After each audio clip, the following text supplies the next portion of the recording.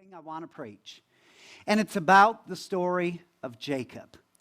Jacob. And in a moment, Daniel/Jacob is going to come up and share his story. But let me read to you the story that we're going to be looking at after he shares his story with us. Here's how this works. Jacob, it says, our heading says, wrestles with God. Do you identify with anyone in Scripture? Right? Preachers like to identify with Paul. Well, I identify with Paul. That's just because Paul was kind of a surly old dude who went around ticking people off, and they like the idea of getting to say whatever they want to say without any repercussions. Well, I identify with Paul. Or I identify with Peter. You know, Peter, he's got a soft heart, even though he puts his foot in his mouth a lot. And I identify with Peter. The question that I've had of myself is, who do I identify with in Scripture? And it's Jacob. Jacob, his name means deceiver, manipulator. To grasp the heel, supplanter is the literal translation. But Jacob lived into the master manipulation of his name. That's how he lived his life. And there was a crisis in his life, and this is where we find Jacob. Is in crises. And here's what it says. Genesis chapter 32, beginning with verse 22. That same night he arose and he took his 2 wives. Already you found a problem with the story. 2 wives. His 2 female servants and his 11 children. Now there's 11 more reasons to lament the story. And crossed the ford of Jabbok. And he took them and he sent them across the stream and everything else that he had. And then the next verse, and Jacob was left alone. It's quiet. Did I mention 2 wives? And then Jacob was left alone, and a man wrestled with him until the breaking of the day. And when the man saw that he did not prevail against Jacob, he touched his hip socket. And Jacob's hip was put out of joint as he wrestled with him. Then he said, the man, let me go, for the day has broken. You see, this took all night. He wrestled all night. Let me go, for the day has broken. But Jacob said, I will not let you go unless you bless me. And he said to him, what is your name? And he said, deceiver, manipulator, supplanter, heel. He said, my name is Jacob. And then he said, your name shall no longer be called Jacob, but Israel. For you have striven, you have wrestled with God and with man. A Yisa in the Yisrael, that means to wrestle. You have struggled, you have wrestled, you have striven with God and with men and have prevailed. Then Jacob asked him, please tell me your name. But he said, why is it that you ask my name? The implication is, you know who I am. And there he blessed him. So Jacob called the name of the place Peniel, saying, for I have seen God face to face, and yet my life has been delivered. And hear this, then the sun rose upon him as he passed Peniel, and he limped because of his hip. And then therefore to this day the people of Israel do not eat the sinew of the thigh that is on the hip socket, because he touched the socket of Jacob's hip on the sinew of the thigh. Here Jacob goes, walking, not into the sunset, but walking into the sunrise.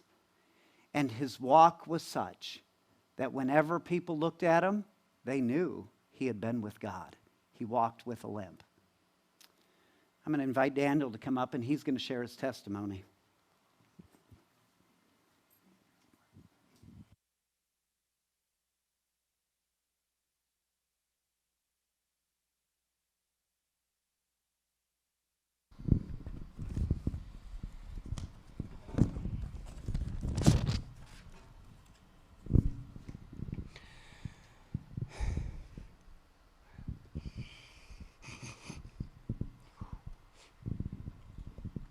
I thank you, Pastor, for allowing me to do this.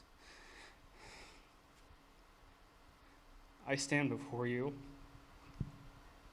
giving my testimony on how that God has been through my life.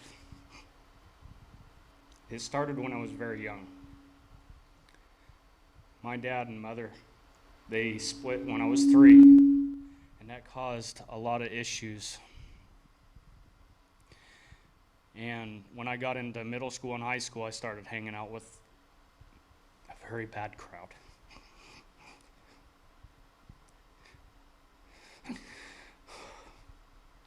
And I think it was due to the fact that I got tired of being bullied. And I wanted to prove something. And part of that was I was trying to bury my feelings. So I started getting into trouble. I started doing drugs, hanging out with gang members, in and out of jail, fighting and carrying weapons at school, selling drugs even. I would fight my father. We would wrestle, and it was never ending. I would steal a lot, and some of my family still doesn't trust me. And I ended up meeting Shelby's mother after high school, and I was still going through some of those issues.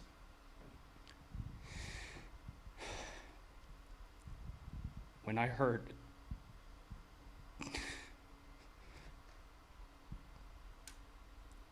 that I was going to be a father, I changed my entire life. Because I didn't want Shelby to go through the same things that I did.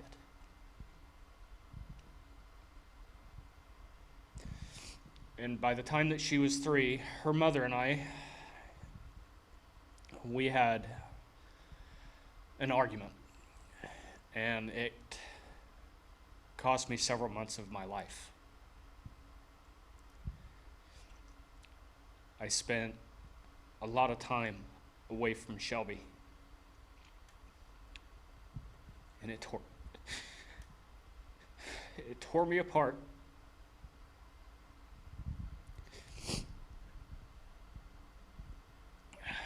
And I would go back and forth to church thinking, maybe if I just show up to church that it would stop.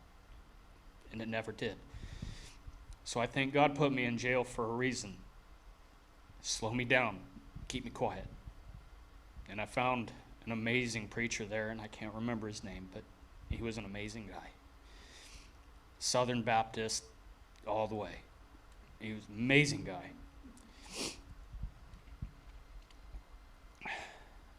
And that's when I wrote a little something for Shelby. And I don't think Shelby has ever heard this. And I'm going to change a few parts of it. But I also think that this goes for everybody here.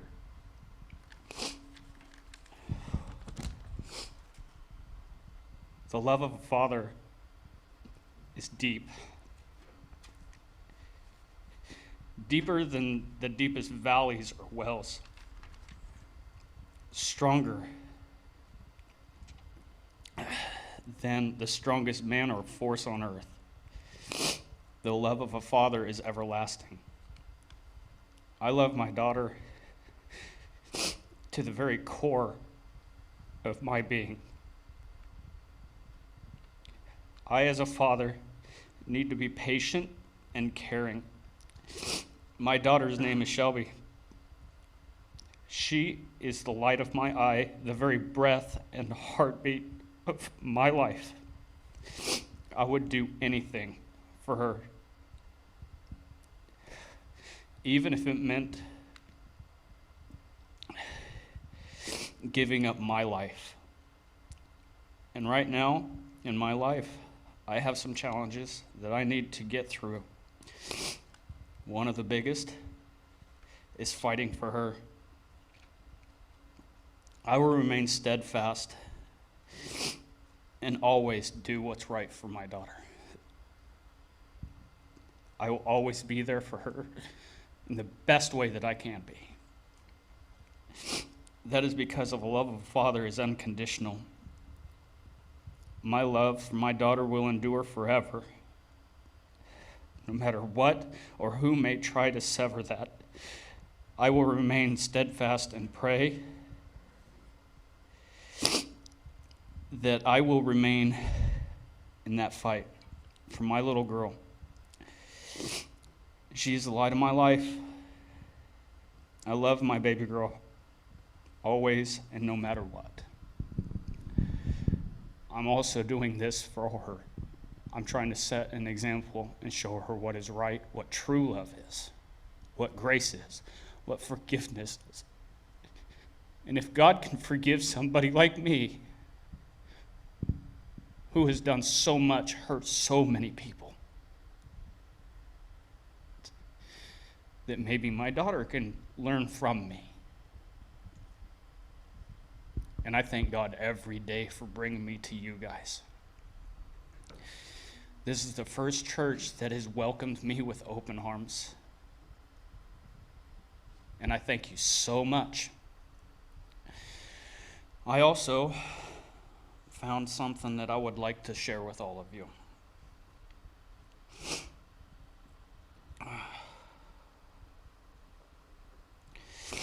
It comes out of Psalms 68, 5 through 6. As a father to the fatherless, a defender of widows, is God in his holy dwelling.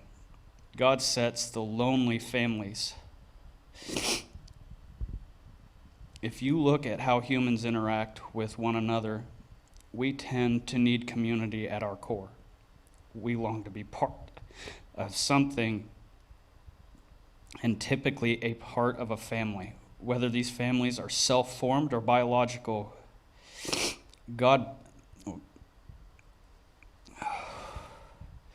meant us to interact with one another in a family form.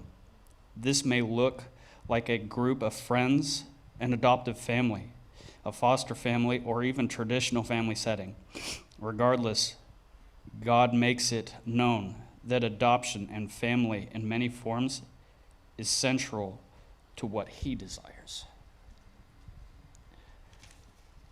So I really thank you, all of you, for being who you are. So many of you have invited me and Shelby to so much, and I love all of you. I thank you so much.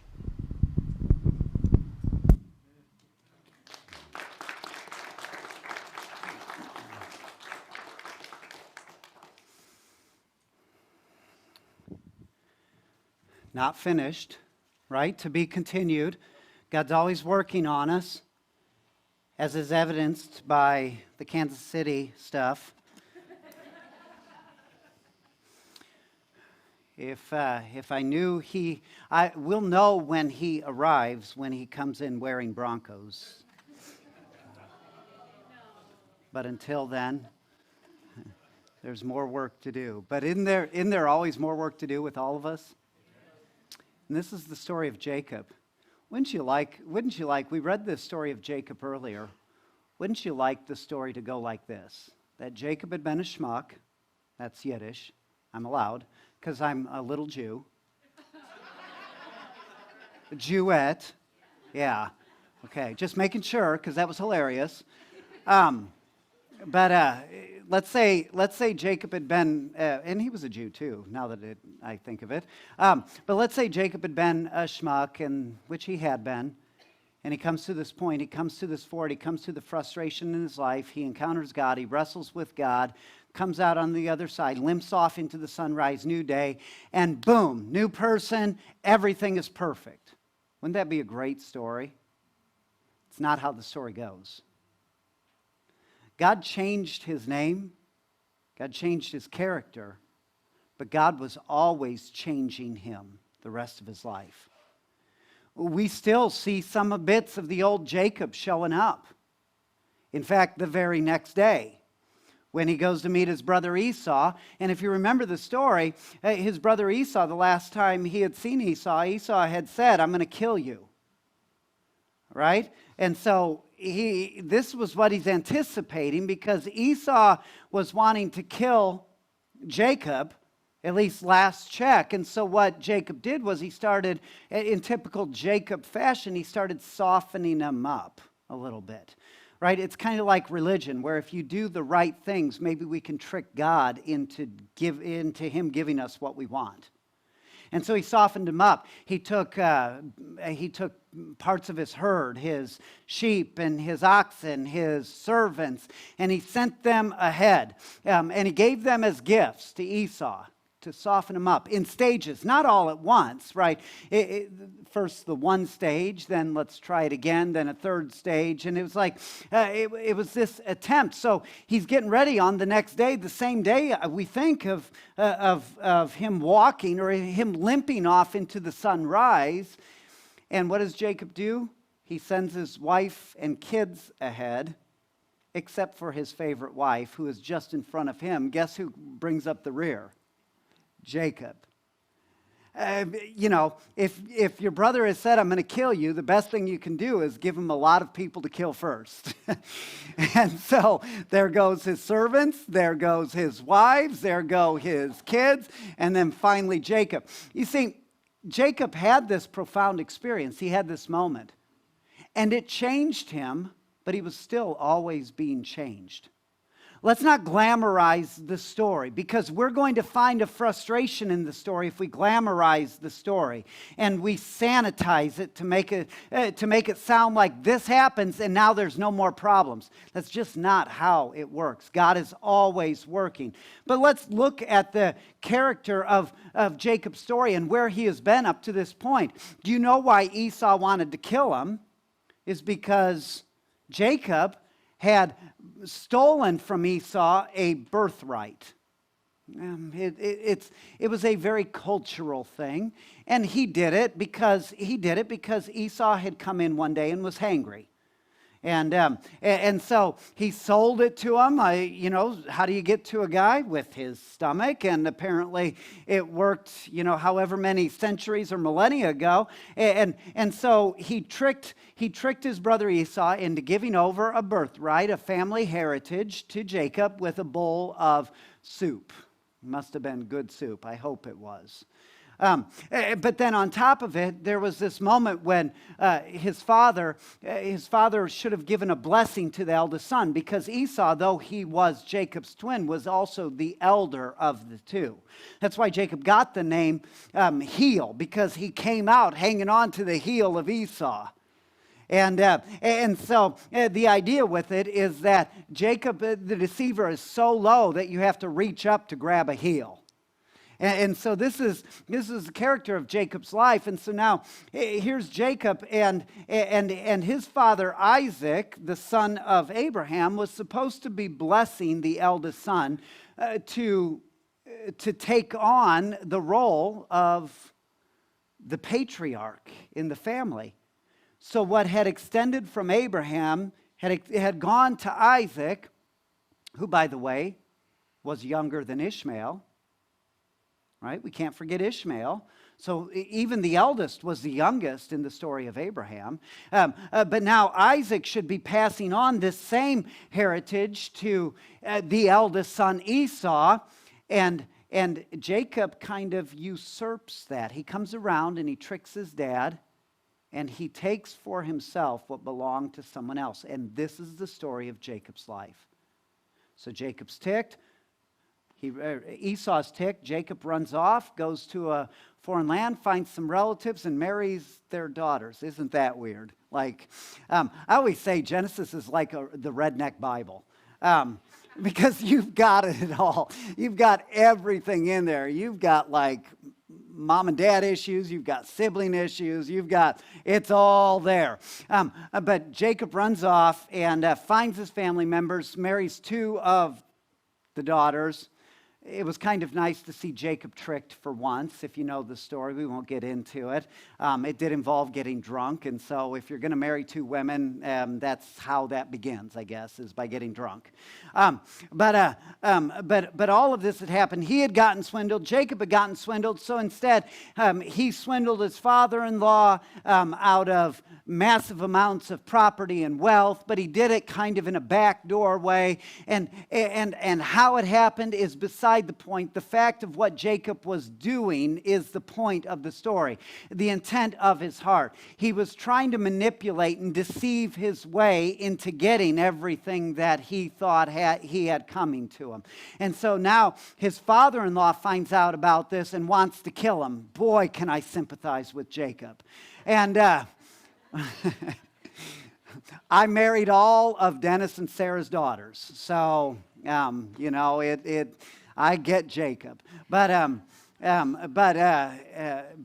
Jacob now is being run off by the father-in-law who wants to kill him. He's got a brother who wants to kill him, and he's supposed to now. He's going back to his homeland, and here he is. He's traveling with his two wives, who, by the way, hate each other, because Jacob loves one over the other, and loves the one who can't bear children, and the one who can bear children Jacob doesn't love. So now the one who can't bear children hates the one who can bear children because she can bear children, but the one who can bear children hates the one who can't bear children because Jacob loves her more than he loves the other one.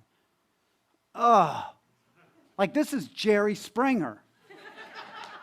It's horrible. And so now, here's Jacob, and he's got the angry brother in front of him who's going to kill him. He's got the angry father-in-law behind him who literally said, if you cross this line in the sand, I will kill you. He's got wives who manipulate circumstances the same way. I won't explain to you how one of the wives pilfered from her dad. I'll let you read that story because it involves things I'm just not going to talk about up here. But even his wives become manipulators, and maybe even his children. Read the story of Joseph being sold. Right? This becomes a generational thing. So now here's Jacob, and he comes to this ford, the ford of Jabbok, and in those days, crossing a stream, a river, it didn't matter. It was hard work. He has herds, he has flocks, he has possessions, he has wives. Maybe the current is running strong. Maybe the oxen aren't able to pull the carts through. Whatever it is, it was an all-day procedure.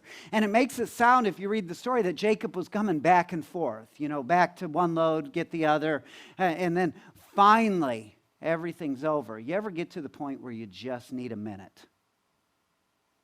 So he sends everyone across. Everybody's across. And he's alone. But imagine his frustration. Think of how frustrated he was. The wives won't quit. Yammering at each other. And I was speaking about Jacob's wives, not any of our wives, men. The wives won't quit. They're just yammering away, and they're sisters, and that makes it worse. The children are doing what the children do, and the herds and the flocks and the servants. And now I'm just done with all of it. The frustration. Don't know how Esau's going to respond. The frustration. My wife's family. It's a bad situation. Just leave me alone. You ever been there? And then this dude shows up. Right? And if this dude was God who abides in eternity, we might even say the dude abides. Come on. Okay. Just making sure. This dude shows up, and Jacob, I imagine Jacob was just a pent-up mess. And this guy shows up, and we don't know how this thing started. It says, and he was alone. Both sentences begin with the word and. And he was alone, and he wrestled with a man until daybreak. Like, you ever get to that point? You're just waiting for the next person to show up. And the next person that shows up, this is it. It's on like Donkey Kong, we used to say. Right? This is it. And they wrestle. And somewhere in the midst of this, Jacob begins to recognize that there's something different Maybe it was when the guy touched his hip and things went south, right? That would have been a clue. But somewhere Jacob begins to realize something is different in this story. And so the story begins to unravel. And he asks for this blessing. It's always interesting to me. Just a few verses earlier, Jacob had prayed a prayer, Lord, thank you for blessing me. When I crossed the Jordan into the desert, I had nothing but my staff. And now here he comes with enough herds to soften his brother up. Enough wealth to have servants, manservants and maidservants, enough leverage to sustain 2 wives and all of their children. And so all of this is going on. He has been blessed, but isn't it interesting? He's hanging on to God. And what does he ask for? Bless me. At some point, enough is enough. Right? But he's always needing more. This is Jacob. Now he's going to try to manipulating God to get from God what he wants from God. And so this is how the story unfolds. You ever been, and not in those circumstances, but can you feel Jacob's frustration? And here's the frustrating thing about feeling Jacob's frustration is we feel his frustration, but at the same time, we recognize it was almost all Jacob's fault.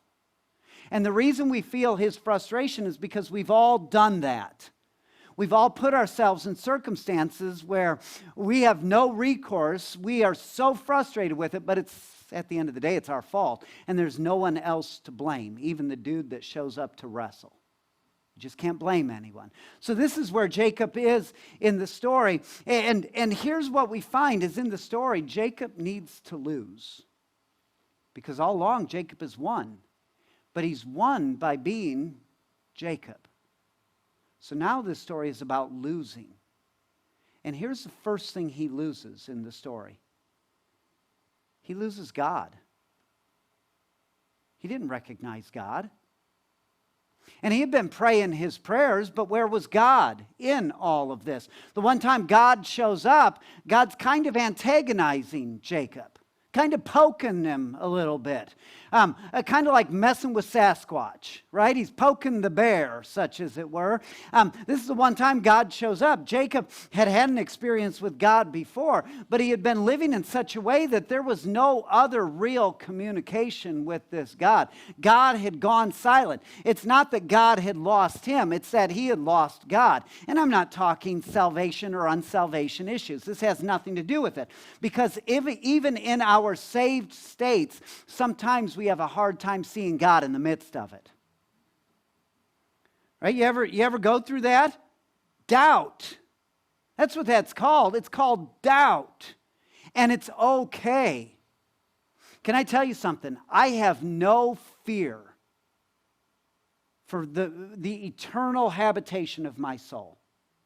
I have no fear of that. I genuinely do not think about whether I'm going to heaven or hell. I don't. But do you know right now in my life, God is silent. Do you know right now in my life, sometimes when I open my Bible and I read it, I go, well, I believe it, but I'm not sure I believe it. You know what I mean? I have doubt. God is silent.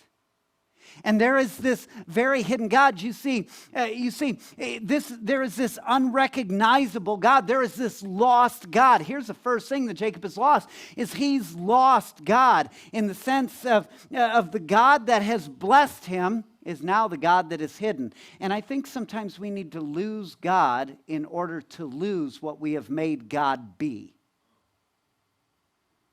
Because sometimes if God shows up the way that we've always looked at God, we're going to keep expecting God to do the things, the manipulations, the way we've gotten God to do things, to jump through our little hoops, or at least we've thought. And sometimes we need to lose God in order to find him. And this is where Jacob was. He had lost God. God was unrecognizable to him.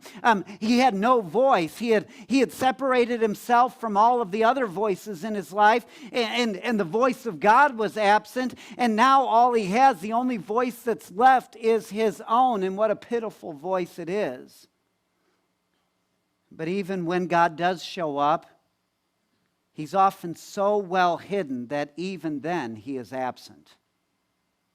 God showed up, but at first Jacob didn't know it, because God didn't look like what Jacob thought God should look like. And so sometimes even when God does show up, God is still absent. I call this the presence of absence. You ever experience this? The presence of absence. When someone dies, you might experience this where you think about their life, you think about their death, you think about everything as a memory, you hear their voice, you wait for the phone call, you pick up the phone to call them because that's what you've done. And in their death, in a weird way, they are more present than they were when they were present. The presence of absence. And sometimes when God shows up like that or disappears like that in our life, where he becomes hidden, so well hidden, in a weird way, he becomes more present to us. And here's where Jacob is. With this very present but very absent God. The problem is that we keep looking for a God that does not look like the God that we are looking for. We are looking for a God of blessing who will condone my life by giving me more and requiring less. There should have at least been a groan with that. Let me say that again. We are looking for a God of blessing who will condone my life by giving me more and requiring less of me. Oftentimes we need to lose God. We need to lose the God who we have invented to behave in a way that is human, so that we can begin to recognize that the God we were serving was more of a caricature than a reality. He was a God that looked like me, that worked like me, and most importantly, that blessed me according to the things that I thought I wanted. We are always looking for a God who blesses the thing that we are, when God is always looking to make us into something new. And so we will never find God until we lose the one that we know. And this is where Jacob is. So our response is, so we fight. We fight. And we fight everyone, and we fight everything. We fight. We fight. We fight. And somewhere along the way, Jacob stopped fighting, and he started hanging on. Let me go, for it is daybreak, said the angel of the Lord. Let me go. He just was hanging on. The fight was gone, but Jacob was hanging on. And I read this prayer this week, and to this point, this lost God concept, this unrecognizable God concept, to this point comes this prayer. And I pray it's a prayer for you. May my disappointments in myself, in my circumstance, and in others lead me to hope. Lead me to hope for and work for change, rather than lead me to distance myself. Let me read it again. I kind of botched that. May my disappointments in myself, in the circumstances, and in others lead me to hope for and work for change, rather than lead me to distance myself. This is what Jacob had done. He distanced himself. Here's the second thing that was lost. Is he lost the fight. But it's interesting, so did God. In this story, so did God. There were no winners. It was a draw. And of course, it begs the question, how does God lose a fight? Well, God never loses a fight unless it's by choice. Right? That's why God lost the fight. But he had allowed Jacob's will to hold his will at bay. Think about this. Do you know God has a will for our life? And did you know Jacob and you have it within your power to hold God's will for you at bay? You have a lot of power. You can control God like Jacob. You can. Now, he's not going to jump through your hoops the way that we want him to jump through our hoops, but where God speaks, you can say no. You can. And the problem in this is that there is no winning. And really, there is no winning even if you lose the fight against God. Even if God loses the fight himself, there is no winning against God. We've got to quit trying to beat God at his own game. You know why? He's God. And he probably knows what he's doing.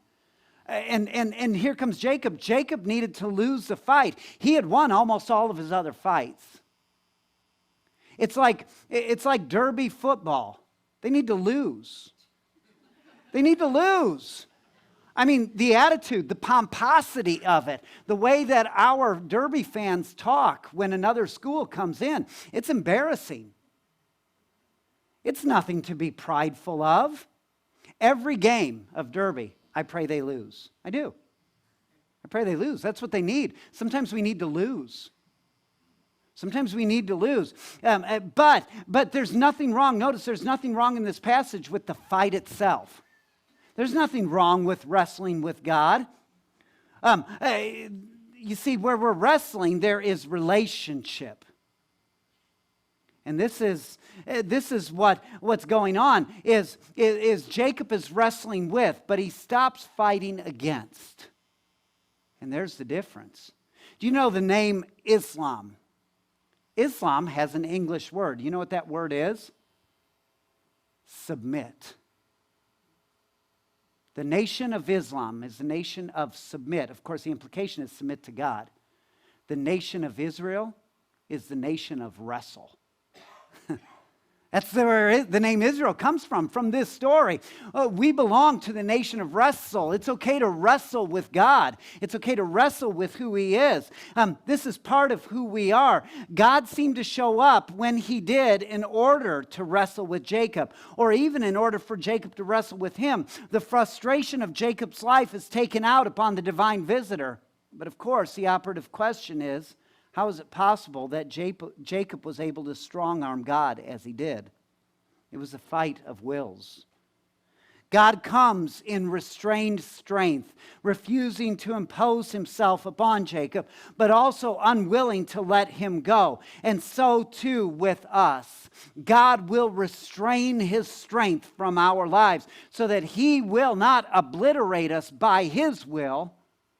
He will come with restrained strength. But even where there is restrained strength, God will never let go. He'll never stop coming and He'll never stop searching. We can resist Him. We can say no. And this is what happens. Let me go, for it is daybreak, is what the man says. And so another prayer that brought this home for me, it says this: may I be too engaged in risking my own failures to have time to criticize the failures of others. Here comes Jacob, and he's willing to wrestle with God rather than criticize everyone around him for the way that they've struggled with God. So there is a lost God, a lost fight, and then finally this, a lost identity. This is the point where Jacob ceases to be Jacob and becomes Israel. But the name Israel comes with a very crippling condition. Do you know, in our nature, we're not just healed by God, but we're also equally crippled by Him. We forget that. We forget that. You know the old story or the old picture of the good shepherd carrying the lamb around his shoulders? Isn't it a very pastoral kind of of image? Very soft, very tender. Did you know, and I did not know this until some years ago, but did you know oftentimes when a lamb continuously wandered off, had a propensity for wandering off, indeed the shepherd would go after them and they'd carry them on their shoulders. But that lamb that was always wandering, do you know why they were carrying him on their shoulders? It's because they broke one of the legs of the lamb. The shepherd would break the leg of the lamb because the lamb kept going off and it was going to kill the lamb. So the shepherd, in an act of mercy, that sounds horrible, would cripple the lamb. But then, as that lamb was healed, guess where that lamb would be carried? Not just coming back to the fold, but all of the time around the shepherd's shoulders. That's how the shepherd cares for a sheep, and sometimes we need to be crippled because we keep wandering.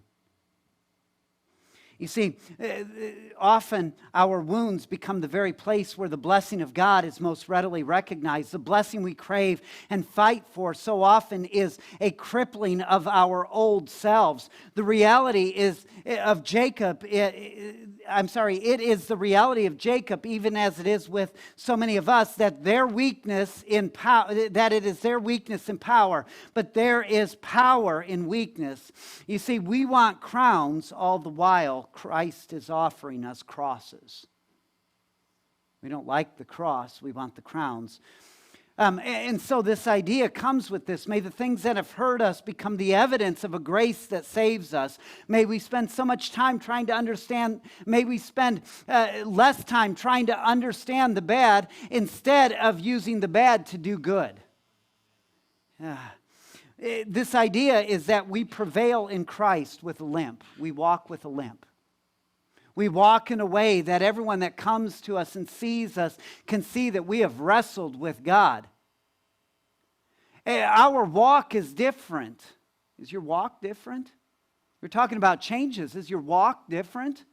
Because you're going to leave here. Is your walk different? Because people are watching. You see, Jacob lived, and he lived a new way with a new power and a new weakness. Now, he didn't live it all at once. It still took time. But God heals where we have mimicked the gait of the world. God heals the gait of the world by giving us a limp that is distinctive to a new kingdom, one where a cross is a throne and a tomb is a testimony. Limitation allows us the opportunity to give all rather than giving most. And this is our problem, isn't it?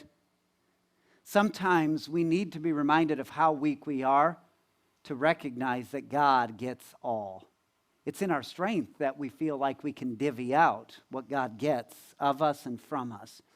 So my prayer for us and for this is, may I find freedom in limitation, to fully give myself to what I can do rather than worry about what I cannot do. This is walking with a limp. So here's the question today. Are you a winner or a loser? Because all of us are Jacob. Are you a winner or are you a loser? In losing, you can be found. In being lost, you are found. In being broken, you are healed. And this is where Christ comes to us and wrestles with us in the midst of our life. My prayer for you, my prayer for me, is that God would wound us more, that He can heal us completely. And that's hard. That's scary. But that is God's love for us, poured out, making us a new creature. And so the Jacob ceases and the Israel comes. You've been given a new name, a new identity, a new reality. And it comes.